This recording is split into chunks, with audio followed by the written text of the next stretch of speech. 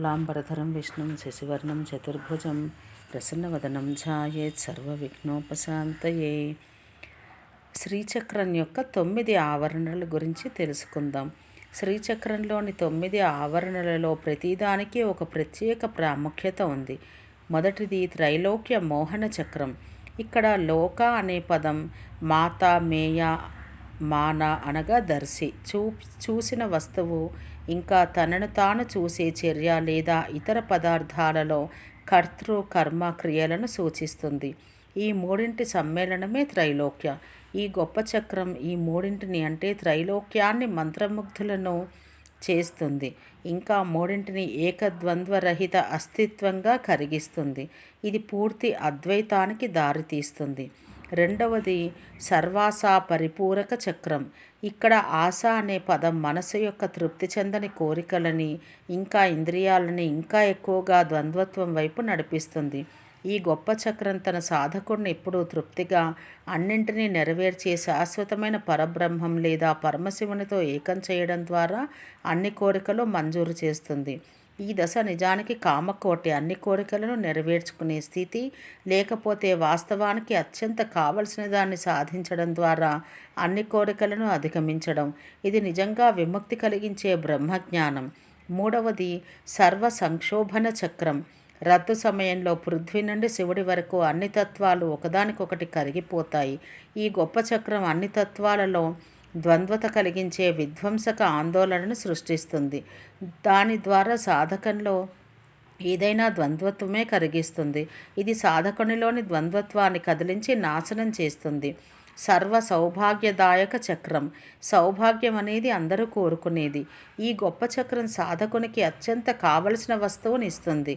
అది గొప్ప పరమశివుడు లేదా మహాత్రిపుర సుందరి తప్ప మరొకటి కాదు. ఒక సాధకుడు తన ప్రియమైన తల్లికి మించిన గొప్ప అదృష్టాన్ని లేదా భాగ్యం ఏముంటుంది? ఈ విధంగా ఈ చక్రం నిజంగా చింతామణి, కల్పతరువు, కామధేనువు అన్నీ ఒకదానిలో ఒకటిగా ఉంచబడ్డాయి. సర్వార్థ సాధక చక్రం. అన్ని వైదిక మరియు తాంత్రిక కర్మలు ఇంకా ఉత్సవాల యొక్క అంతిమ లక్ష్యం పరమశివ ప్రాప్తి. ఈ అంతిమ సౌభాగ్యాన్ని సాధించడానికి వివిధ గ్రంథాలు అనేక పద్ధతులు వివరిస్తాయి. అన్ని నదులు చివరికి మహాసముద్రంలో కలిసిన విధంగా ఈ చట్టబద్ధమైన మార్గాలలో ఏదైనా సాధకుడిని అదే గమ్యస్థానానికి తీసుకువెళ్తుంది. ఈ గొప్ప చక్రం ఈ మార్గాలన్నింటి సిద్ధికి కారణమవుతుంది, లేదా అది నిస్సందేహంగా పరబ్రహ్మ ప్రాప్తి అయిన చివరి సిద్ధిని ఇస్తుంది. ఆరవది సర్వరక్షాకర చక్రం. ఈ గొప్ప చక్రం సాధకుని అన్ని రూపాలు మరియు అన్ని రకాల అవిద్య మరియు ద్వంద్వత్వం నుండి రక్షిస్తుంది. ఇది దుఃఖం ఇంకా దుఃఖానికి మాత్రమే కారణం.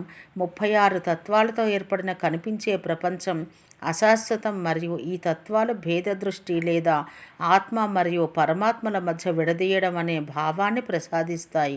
కాబట్టి ప్రపంచం అసత్యమని తిరస్కరించబడాలి. సాధకునిలో శివోహం అనే భావనాన్ని, అంటే నేనే శివుడు అంటుంది అద్వైత భావన.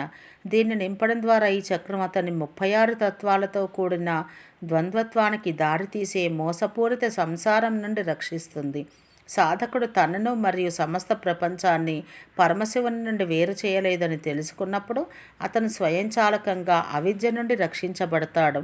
నేను అనే స్వచ్ఛమైన అవగాహన ద్వారా ఇదమ్మా లేదా దీని భావాన్ని నాశనం చెయ్యడం ఈ చక్రం చేస్తుంది. నేను అనేది మాయా అని తెలుస్తుంది. ఏడవది సర్వరోగహర చక్రం. ద్వంద్వత్వాన్ని ప్రేరేపించే సంసారం కంటే ఘోరమైన వ్యాధి లేదు.